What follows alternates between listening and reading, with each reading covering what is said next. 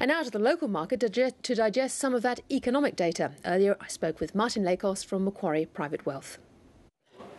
Well, Martin Lakos, a bit of a brighter economic picture looks to have emerged in various quarters offshore. How important was that in terms of sustaining the local market today?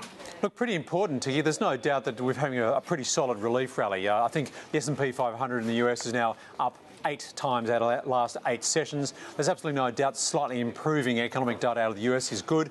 Today we had the Chinese PMI, the Purchasing Managers Index, which again was in positive territory, which again shows expansion, which is good news. Now, the other thing we had on companies was a corporate outlook by ratings agency Moody's on Australian corporates. What was most significant about listed stocks there?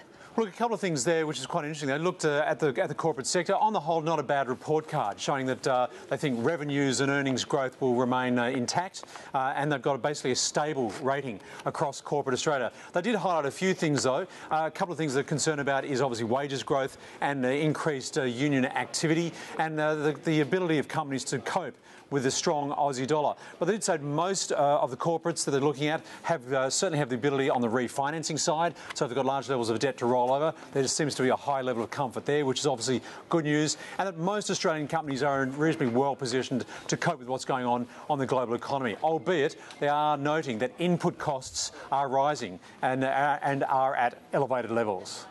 We've had 8 successive rallies on Wall Street. Does that mean it's now safe for Australian investors to go back into the market here? Well, certainly what we do want to see is some stability, but there's absolutely no doubt following this reporting season that really did come up with the reasonable numbers, certainly always positives and negative surprises, but earnings growth across the broad market was about 13%, and we're seeing a revision by analysts downwards for 2012, but still probably could turn out around 14 or 15% across the broad market. But probably more importantly, we've really seen the lack of buying coming from overseas, Tiki, and we've recently published a report specifically targeting the international institutional investors who are, by the looks of things from consensus, underweight Australia. And there's some good cause for them to be looking at Australia. Not only the fact that we think the Aussie dollar may in fact start to rise, we have got capacity to cut interest rates if necessary, although it doesn't look like that's necessarily on the cards for this year. We've got a strong trade balance, a government that's pushing hard to get their budget deficit into a balance or into a surplus. There's a lot of good things going for Australia, particularly the leverage to what seems to be the best region of the world, obviously Asia. Thanks for that pitch, Martin Lakos, and thank you for joining us. Always a pleasure, Tiki. Thank you.